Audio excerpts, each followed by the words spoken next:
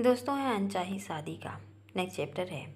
आप लोग कहानी सुनिए, कहानी बहुत ही अच्छी है और कहानी पसंद आए तो प्लीज़ चैनल सब्सक्राइब कर दीजिएगा, लाइक कीजिएगा और कमेंट कीजिएगा। चलिए दोस्तों कहानी स्टार्ट करते हैं। रजत को एहसास नहीं बल्कि यकीन हो गया था कि खुशी उन लड़कियों में से नहीं है जो पैसे और नाम के पीछे भागती हैं। वो तो एक सीधी सी और हर वक्त डरी सहमी रहने वाली लड़की है। रोशनी आज खुशी के अतीत के पन्ने रजत के सामने खोलने वाली है। रोशनी के कुछ शब्द सुनकर रजत के दिमाग में एक टीस सी उठी थी। वो शायद कोई भी सुनता तो उसे भी वही दर्द होता जो रजत और मनन को हुआ। हाँ, मनन ने भी आज खुशी के इस दर्द को सुना था जो खुशी की परवाह करता है और उसके दर्द में शामिल रहता है। रोशनी ने कहा, खुशी का रेप हुआ था तो नीलम का चूल्हा सफ़ेद पड़ गया और वो हकलाते हुए बोली, ये लड़की चुप कर। रोशनी ने नीलम को आंखें दिखाकर कहा, बहुत चुप रह ली मैं, अब और नहीं। आज मैं सबकी हकीकत सामने लाकर रखूंगी। खुशी का भी हंसता खेलता एक परिवार था जिसमें उसके माँ पापा वो थी। उसके पिता जय और माँ प्रिया की एकलौती संतान थी वो। जय और प्रिया दोनों ही उसे अपनी बेटी नहीं बेटा मानते थे। जय की तो जान थी वो और खुशी चुलबुली और हमेशा शरारत करती रहती थी। लेकिन कभी कभी वक्त मासूमियत और बचपना छीन लेता है। बचपन में ही खुशी के माता पिता की कार एक्सीडेंट से मौत हो गई और खुशी अकेली रह गई। कहने के लिए तो उसके परिवार में चाचा चाची थे, लेकिन माँ बाप की जगह तो कोई नहीं ले सकता। चाचा चाची ने खुशी के पिता के नाम की सारी प्रॉपर्टी अपने नाम करवानी चाहिए, लेकिन खुशी के 18 साल होने से पहले वो कुछ नहीं कर सकते थे। इसलिए उन्होंने खुशी को अपने पास ही रख लिया और नीलम कुछ दिनों तक तो उसके साथ ठीक तरह से रहती, लेकिन फिर उसने अपना असली रूप दिखाना शुरू कर दिया। खुशी रीमा और मनन के साथ स्कूल जाती थी। रीमा पहले से उससे चिढ़ती थी और उसे नीचा दिखाती, लेकिन मनन हमेशा खुशी का साथ देता था। लेकिन रीमा की बड़ी होने से वो भी कभी कभी चुप रह जाता। खुशी अब वो खुशी नहीं रही थी जो शांत और डरपोक रहने लगी थी। और फिर वो दौर शुरू हुआ जब खुशी ने मौत की दुआएं मांगी। ये बर्तन क्या तेरा बाप धोकर जाएगा? नीलम खुशी पर बरसते हुए बोली, जी चाची, मैं धो देती हूँ। खुशी अपनी स्कूल की यूनिफॉर्म पहने थी और उसके कंधे पर बैग टंगा था। खुशी 12th क्लास में हो गई थी। वो सुबह घर के अधिकतर काम करके स्कूल जाती थी। वहीं रीमा और मनन उठते और तैयार होकर स्कूल जाते। इसके उलट खुशी घर में सबसे पहले उठती और सबसे बाद में सोती। आज खुशी थोड़ी लेट उठी तो कुछ काम रह गए थे और वो तैयार होकर जाने लगी थी कि नीलम ने उसे बर्तन साफ करने के लिए बोल दिया। इधर मनन खुशी का इंतजार करते करते थक गया और वो चला गया। अब खुशी ने जब तक सब बर्तन साफ किए तब तक 8 बज चुके थे और वो लेट हो चुकी थी।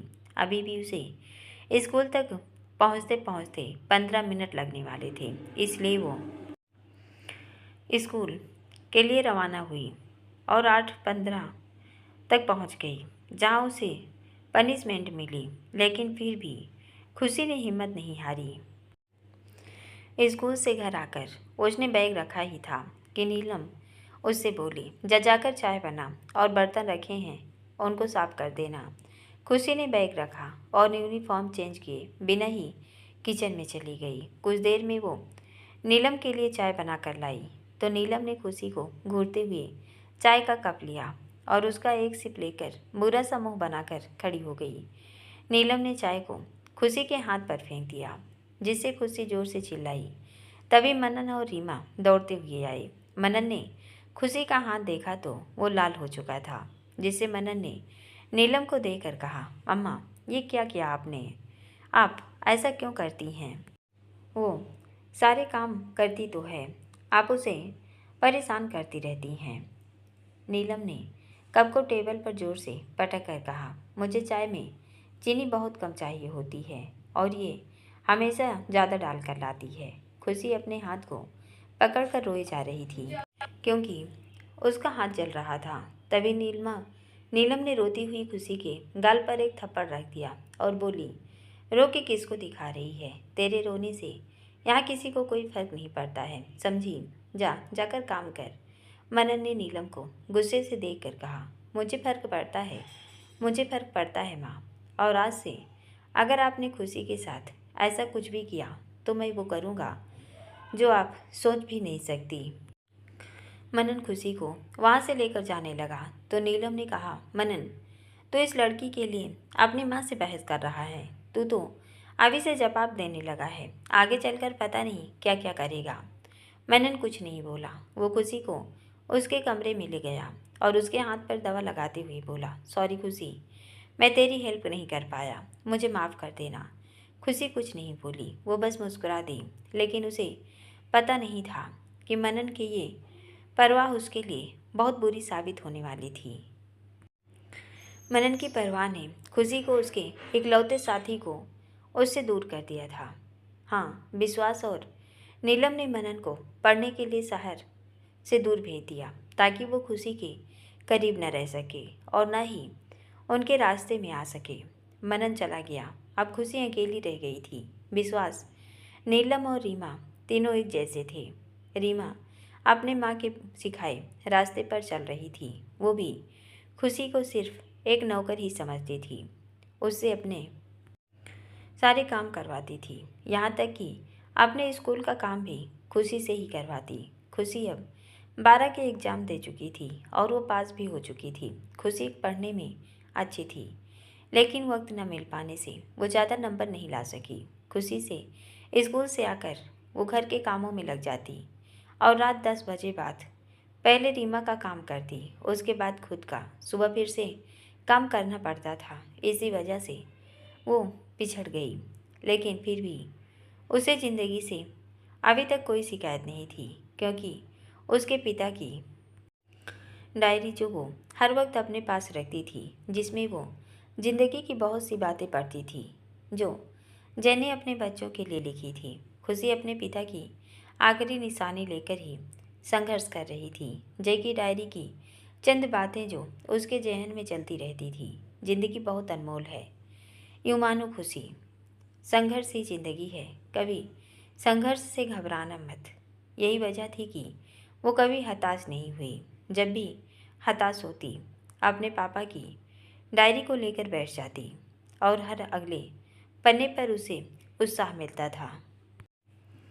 खुशी अब 17 साल की हो गई थी। वो कॉलेज के दौर में आ गई, लेकिन नीलम ने साफ मना कर दिया कि वो कॉलेज नहीं जाएगी, घर में रहकर काम करेगी और रीमा कॉलेज जाएगी।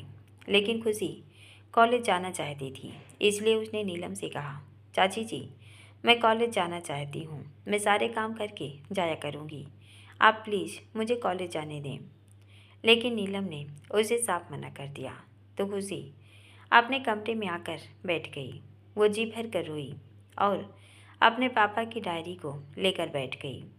आज के पन्ने में लिखा था, बेटा, जब कभी तुम्हारे मन का ना हो तो समझ लेना कि अब तुम्हारे आराध्य के मन का होने वाला है, इसलिए कभी ऐसा हो तो वो होने देना जो हो रहा है। खुशी ने डायरी को बंद किया और उस पर अपना सिर रखकर सो गई। लगभग 1 घंटे बाद उसे नीलम की आवाज़ सुनाई दी, ओ महारानी, चल उठ जा, अब कपड़े धोने हैं, सुलाने के लिए नहीं रखा है तुम्हें।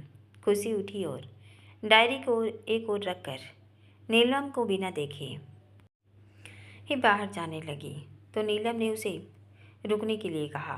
खुशी रुक गई तो नीलम उसके पास आई और खुशी का जबड़ा पकड़कर बोली, ये तो तेरा न देखने का नाटक है ना, ये मेरे सामने नहीं चलने वाला, ज़्यादा अकड़ दिखाने की ज़रूरत नहीं है, समझी। खुशी ने नीलम को आज पहली बार ऐसा करते देखा था, जिससे उसकी आंखों में आंसू आ गए। वो नीलम ने उसके मुंह को भींचते हुए कहा, खबरदार, जो एक भी आंसू निकला तो मुझसे बुरा कोई नहीं होगा। खुशी कुछ नहीं बोली। तो नीलम ने उसे छोड़कर दूर कर दिया और बोली, जाकर कपड़े धो। खुशी वॉशरूम में आकर कपड़े धोने लगी। आंसू उसकी आंखों से लगातार बह रहे थे और वो कपड़े धोए जा रही थी। उसे अपने माँ पापा की याद आ रही थी, जिससे वो और ज़्यादा रोने लगी। कभी वो रुक जाती तो फिर लग जाती। उसने कपड़े धोए, तब तक शाम हो चुकी थी। अब नीलम ने आदेश दिया कि खाना बना ले, तो खुशी किचन में आई। उसके आते ही रीमा बोली, सुन, मेरे लिए कॉफ़ी बना दे अभी। खुशी ने धीरे से कहा, मुझे खाना बनाना है। तभी रीमा ने उसे घूर कर देखा और कुटिलता से मुस्कुराकर बोली, पहले तो तू कॉफ़ी ही बनाएगी। तभी रीमा जोर से बोल पड़ी, मम्मा, खुशी मेरे लिए कॉफ़ी नहीं बना रही। नीलम तनतनाती हुई किचन में आई और खुशी के बाल पकड़कर बोली, जब वो कह रही है कॉफ़ी पीना है तो बना क्यों नहीं रही? खुशी ने फिर कहा, लेकिन मैं खाना बनाने जा रही हूँ। तू ऐसे नहीं मानेगी, तुझे तो सबक सिखाना ही पड़ेगा। नीलम ने खुशी के बालों को छोड़ दिया और उसके एक जोरदार तमाचा रख दिया, जिससे कमज़ोर खुशी एक ओर गिर गई। उसे बिल्कुल भी आवाज़ नहीं था कि नीलम उस पर हाथ भी उठा सकती हैं। खुशी के आंसुओं का सैलाब एक बार फिर हाजिर था। खुशी अब कॉफ़ी बना रही थी। नीलम और रीमा दोनों बाहर सोफे पर बैठी एक दूसरे से बातें कर रही थी। खुशी ने कॉफ़ी बनाई और रीमा को ले जाकर दे दी। खुशी वापस जाने के लिए मुड़ी ही थी कि रीमा ने कहा, रुक। खुशी रुक गई तो रीमा ने एक सिप लिया और मुंह बनाकर बोली, ये कॉफ़ी बनाई है, इतनी कड़वी, सारा मुंह कड़वा कर दिया। खुशी ने सिर हिलाते हुए कहा, लेकिन मैंने तो अच्छी ही बनाई थी, ये कड़वी पता नहीं कैसे। खुशी पूरा वाक्य बोल भी नहीं पाई थी कि रीमा ने कॉफ़ी का कप खुशी के हाथ पर उड़ेल दिया, जिससे खुशी जोर से चिल्ला पड़ी। तभी नीलम बोली, अब कड़वी कॉफ़ी बनाई है तो सज़ा तो मिलेगी ही। खुशी ने अपने जले हुए हाथ को देखा और रूम की ओर भागी। तभी नीलम ने उसे रोक दिया और डांटती हुई बोली, मुझे भूख लगी है, आधे घंटे में मुझे खाना डाइनिंग टेबल पर चाहिए, समझी? खुशी पूरी तरह काँप रही थी। एक तो वो पहले ही कमज़ोर थी, ऊपर से सारे दिन का काम और फिर जलने का दर्द, ये सब वो सहन नहीं कर पा रही थी। लेकिन इसलिए फिर उसके आंसुओं का सैलाब टूटा और वो रोती हुई किचन में चली गई। उसके जाते ही नीलम ने रीमा की ओर आई विंग करके कहा, क्या एक्टिंग की है मेरी बेटी ने? रीमा ने अपनी टी शर्ट के कॉलर को पकड़कर कहा, आखिर बेटी किसकी हूँ? वैसे मम्मा, कॉफ़ी मस्त थी, मन तो कर रहा था पी जाऊँ, लेकिन फिर मज़ा कैसे ले पाते हम? नीलम मुस्कुरा दी। खुशी ने सबके लिए जले हुए हाथ से खाना बनाया और अपने कमरे में जाकर उस पर दवा लगा ली। भूख तो उसकी मरी चुकी थी, इसलिए उसने रूम को अंदर से बंद कर लिया ताकि कोई आ न सके और बैठ गई अपनी एकमात्र सहारा डायरी को लेकर, जिसमें लिखा था, जानता हूँ मेरी जान, बहुत मुसीबत में हो तुम। यकीन मानो, अगर मेरा आना मुकम्मल होता मैं आज तेरे साथ खड़ा होता, लेकिन तू हिम्मत ना हारना, लड़ना, तू सबसे लड़ना। एक दिन आएगा जब कोई तेरे लिए लड़ेगा, बस तू हिम्मत ना हारना मेरी जान। खुशी ने डायरी को सीने से लगाया और रोते हुई बोली, आपको पता था क्या कि मेरे साथ ये सब होगा? अगर पता था तो मुझे ऐसे छोड़कर क्यों चले गए आप? क्यों अकेला कर दिया आपने? खुशी बैठे बैठे वहीं सो गई। उसकी नींद तब टूटी जब किसी ने दरवाज़ा ज़ोर ज़ोर से खटखटाया। खुशी ने टाइम देखा तो सुबह के 9 बज चुके थे। वो उठी और दरवाज़ा खोला तो सामने नीलम उसे गुस्से से घूरती हुई दिखाई दी। खुशी घबरा गई, क्योंकि अब वो जान चुकी थी कि नीलम अब कुछ भी कर सकती है और आज तो उसने दरवाजे को अंदर से बंद करने की हिमाकत की थी, इसलिए अब तो उसे डबल सज़ा मिलने वाली है। इसलिए खुशी घबराते हुए कुछ कहने ही वाली थी कि नीलम बड़े प्यार से बोली, उठ गई मेरी राजकुमारी, देखो तुमसे कौन मिलने आया है। खुशी नीलम के बदले हुए रूप से हैरान थी। उसने झुककर देखा तो काला कोट पहने एक आदमी खड़ा खुशी को देख रहा था। आदमी को देख खुशी और ज़्यादा घबरा गई। उसने नीलम की ओर मासूमियत भरी नज़रों से देखकर कहा, ये कौन? तभी आदमी बोला, मैं देखने आया हूँ कि आपके चाचा चाची आपको ठीक से रखते हैं कि नहीं। मैं आपके पापा का वकील हूँ। वसीयत में जो लिखा है उसी का आदेश फॉलो करने आया हूँ। खुशी का मन किया कि उस अनजान आदमी से लिपट कर रोए और बता दे कि क्या क्या हुआ है उसके साथ। लेकिन इस छल कपट से भरी दुनिया पर वो एक बार के लिए भी एतबार नहीं कर सकती। उसके चाचा चाची कम से कम अपने तो हैं। वो अनजान आदमी न जाने क्या इरादा ले बैठा हो। खुशी खुशी अपने ही सोच में गुम थी कि आदमी ने कहा, ये आपके हाथ पर क्या हुआ। खुशी कुछ बोलने को हुई, तभी नीलम बोली, ये तो कॉफ़ी गिर गई थी। पीते हुए ध्यान तो रखती नहीं है, हाथ पर ही गिरा ली। ये कहकर नीलम हंसने लगी। खुशी नीलम की चालाकी पर हैरानी से उसे देखने लगी। तभी आदमी नीलम को शक की नज़रों से देखते हुए आगे बोला, ये पहली बार था। मैं हफ्ते में एक दिन इनसे मिलने आऊँगा और कभी भी आ सकता हूँ। अगर आपने इनका ध्यान नहीं रखा तो मैं आप पर केस भी दर्ज करवा सकता हूँ, क्योंकि जय साहब के जाने के बाद विश्वास जी को जो कंपनी मिली है वो इन्हीं के कारण मिली है कि अभी ये आपके साथ रह रही हैं। जिस दिन ये 18 साल की हो जाएंगी ये सब कुछ इनका हो जाएगा, और अगर इन्होंने आपकी कोई शिकायत की तो ये जो ऐशो आराम आप लोग कर रहे हैं सब खत्म। समझ गए आप। आदमी ने खुशी के सिर पर हाथ रखा और मुस्कुराकर चला गया। उसके जाते ही नीलम गुस्से में बोली, बड़ी खड़ी क्या है, जा जाकर नाश्ता बना, रीमा को कॉलेज भी जाना है। नीलम कहकर चली गई तो खुशी फिर हैरान रह गई।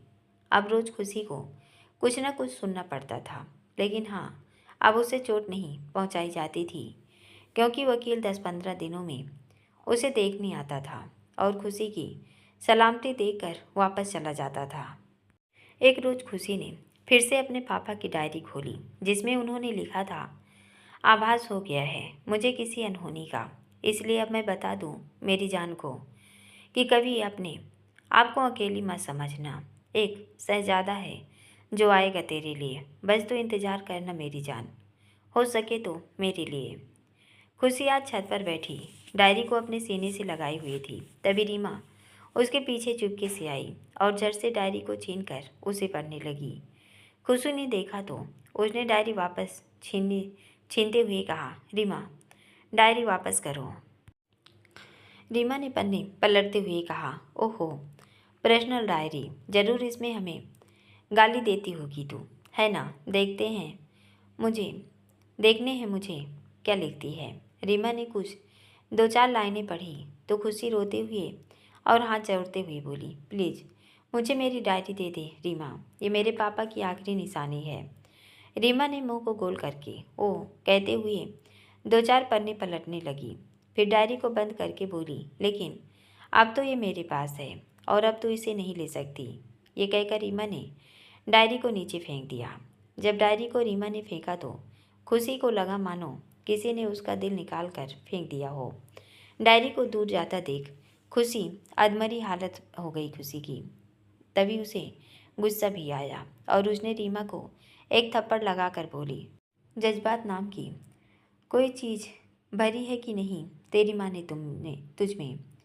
खुशी से थप्पड़ खाने के बाद रीमा को भी गुस्सा आया। उसने कहा, तूने मुझे मारा, मुझे। रीमा ने खुशी को मारने के लिए हाथ बढ़ाया कि खुशी डायरी को लेने के लिए सीढ़ियों की ओर भागी, जिससे रीमा का वार खाली चला गया। तभी खुशी ने जाते हुए उसको धक्का दे दिया। रीमा का सिर दीवार से जा टकराया। खुशी दौड़कर नीचे आ गई, लेकिन जब उसने डायरी को देखा तो उसकी जान निकल गई, क्योंकि डायरी पानी से भरे एक हौज में आकर गिरी थी और वो पूरी तरह भीग गई। खुशी डायरी को लेने के लिए हौज में कूद गई और हल्के हाथों से उसे पकड़कर बाहर ले आई, लेकिन अब कुछ नहीं हो सकता था। उसके सभी पन्ने भीगकर एक दूसरे में चिपक गए थे। खुशी ने डायरी को अपने सीने से लगा लिया और चिल्लाकर आसमान को देखकर बोली, क्यों, आखिर मेरे साथ ही क्यों। इधर रीमा अपने सिर को पकड़ नीचे आई और नीलम के कमरे की ओर बढ़ गई। रजत ने जब ये सुना तो उसे खुशी के साथ अपना रवैया याद आया। उसने भी तो खुशी का दिल दुखाया था। कभी उसे समझने की कोशिश नहीं की। रोशनी ने बोलना जारी रखा। जब रीमा के सिर पर चोट लगी तो वो अपनी माँ नीलम के कमरे में आ गई, जहाँ नीलम फोन में लगी थी। जब उसने रीमा से सुना कि खुशी ने उसके साथ ऐसा किया तो उसे बहुत गुस्सा आया और गुस्से में बाहर आ गई और खुशी का नाम लेकर जोर जोर से पुकारने लगी।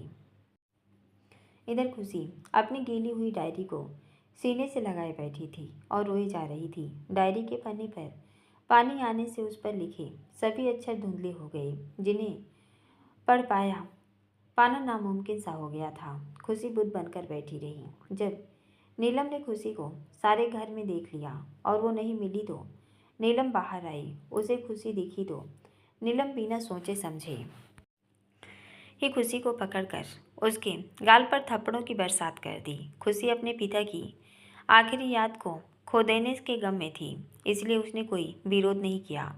अक्सर जब हम किसी जान से प्यारी चीज़ को खो देते हैं तो हम अंदर से ये चाहते हैं कि हमें इसकी कड़ी से कड़ी सज़ा मिले। अपने आप को नुकसान पहुंचाने की कोशिश करते हैं ताकि हमारे मन को सुकून मिल जाए। खुशी भी यही चाहती थी कि उसे सज़ा मिले और वो सज़ा उसे नीलम दे रही थी। खुशी ने एक भी आह नहीं निकाली जिसे नीलम सहन नहीं कर पाई, तो उसने खुशी के हाथ से डायरी छीनने की कोशिश की, लेकिन खुशी ने भी डायरी को कसकर पकड़ लिया और लाल जलती आंखों से नीलम को देखने लगी। खुशी की आंखों को देखकर एक पल के लिए नीलम डर गई, लेकिन उसने डर को जाहिर नहीं किया और डबल रॉक के साथ बोली, अच्छा अब तो मुझे आंख दिखाएगी, तेरी तो आज खैर नहीं। नीलम ने जबरदस्ती डायरी ली और उसे फिर से पानी में फेंक कर बोली, अब क्या क्या करेगी तू? मारेगी मुझे? मारना। खुशी ने जब डायरी को वापस पानी में देखा तो जो उम्मीद उसे थी वो भी खत्म हो गई। खुशी की सहन शक्ति खत्म हो गई। वो नीलम से बहस भी नहीं कर सकती थी, क्योंकि उसने कभी नीलम के सामने जबान खोली ही नहीं थी। आज भी उसके पास कहने को कुछ नहीं बचा था, इसलिए खुशी ने सिर झुकाया और वहाँ से चली गई। नीलम ने खुशी को जाते हुए देखा और टेढ़ी मुस्कुराकर खुद से बोली, मुझे आंखें दिखाती है, अब देख मैं क्या करती हूँ तेरे साथ। खुशी अपने कमरे में आकर बेड पर औंधे मुँह गिर गई और तब तक रोती रही जब तक कि उसके अंदर की आत्मा मर नहीं गई। आज वो आधी मर चुकी थी, क्योंकि आज तक वो अपने पिता की आखिरी निशानी को ही अपने पिता के साथ रहने को महसूस कर लेती थी, लेकिन आज वो भी उससे दूर हो गई। खुशी बीमार हो गई, जिसकी परवाह किसी को नहीं थी। उसी वक्त मनन आ गया और उसने उसे संभाल लिया। साथ ही घर पर एक कामवारी लग ली जिसका नाम रोशनी था। साथ ही मनन ने हिदायत दी कि अब अगर खुशी को किसी ने कुछ कहा तो वापस आ जाएगा। इसलिए नीलम मनन के आगे कुछ बोल नहीं पाई। मनन चला गया। वक्त बीता और वक्त के साथ खुशी बिल्कुल खामोश हो गई। खुशी अब किसी से भी कोई बात नहीं करती। मनन भी आता तो भी खुशी उससे कोई बातचीत नहीं करती थी। वो घर का कुछ काम करती और अपने कमरे में आकर बैठ जाती। विश्वास खुशी के पिता की कंपनी को संभाल नहीं पाया। उसने जिन लोगों के साथ काम किया था उन लोगों ने ही उसे धोखा दे दिया और कंपनी को अपने नाम करवा लिया। अब खुशी के नाम पर कुछ पैसे और एक घर था, जो नीलम ने जबरदस्ती खुशी से साइन करवा कर उन्हें अपने नाम कर लिया।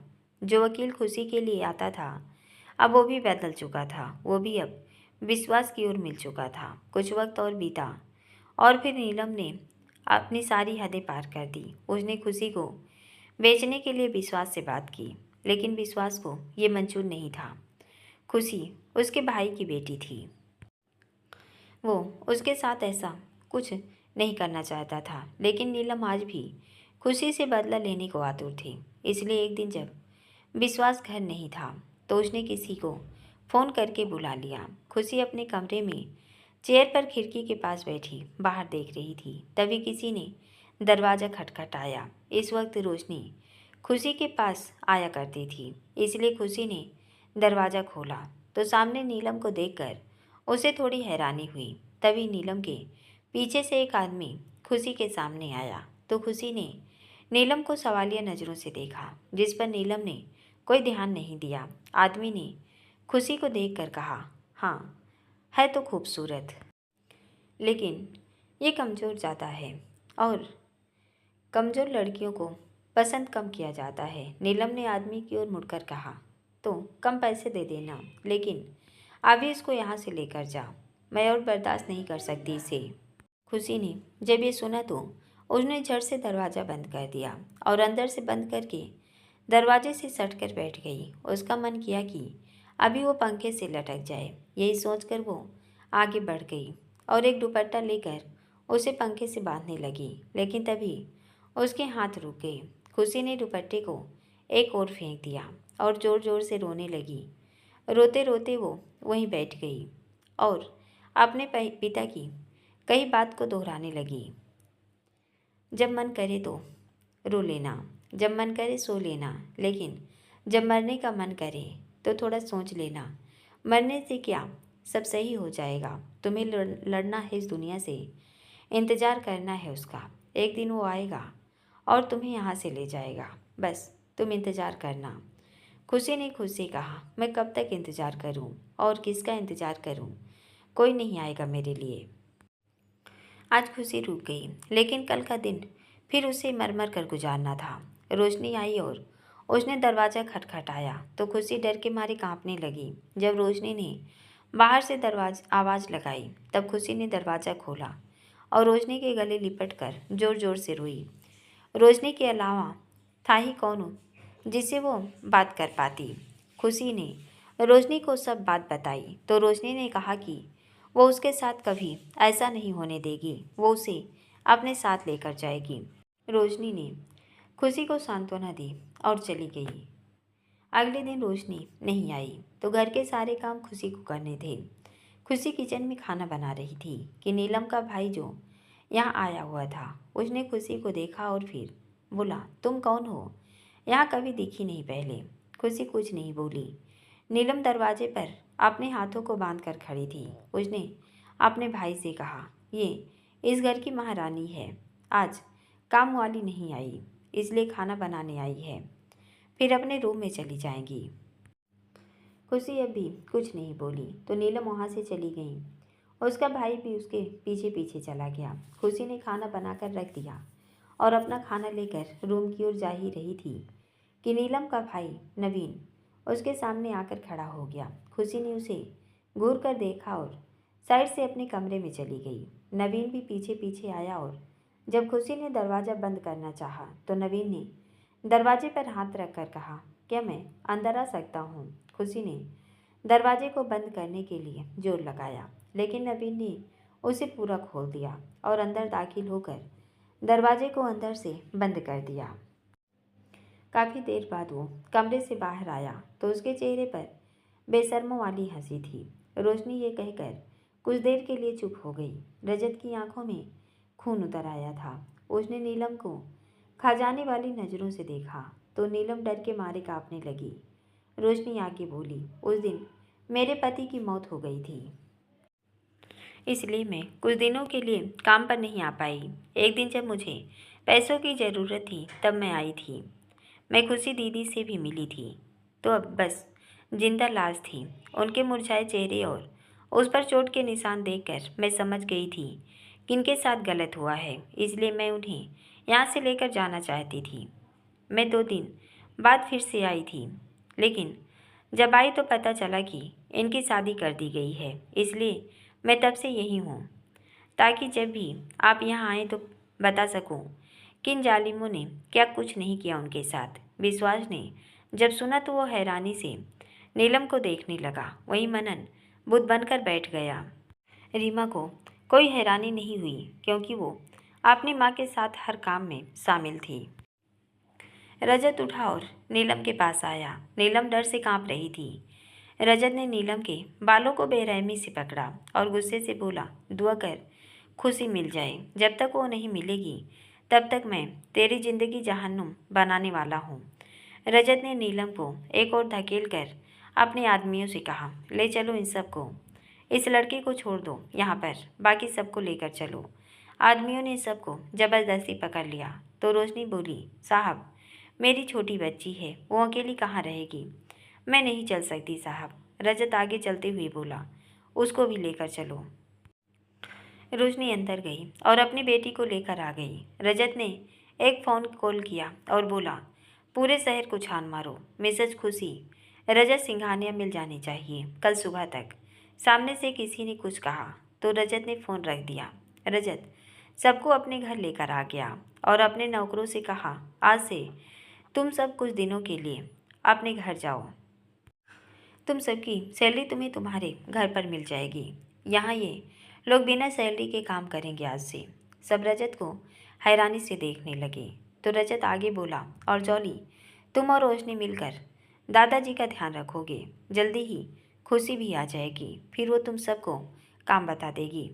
सबने हामी भरी और अपने अपने काम में लगी। रजत अपने कमरे में आया तो उसे रह रहकर खुशी की याद आने लगी। कुछ ही वक्त में खुशी की इतनी यादें बन गई कि रजत के लिए यहाँ खुशी के बिना रहना मुश्किल हो रहा था। इसलिए वो छत पर आकर खड़ा हो गया। लेकिन यहाँ भी उसे खुशी की याद आई तो उसने खुद से कहा, कहाँ जाऊँ तुमसे दूर, तुम बस गई हो मुझ में ही हो। काश मैं समझ पाता तुमको तो आज होता ना यूँ मजबूर। रजत ने गाड़ी उठाई और चल पड़ा सड़कों पर खुशी को अपनी खुशी को ढूंढने।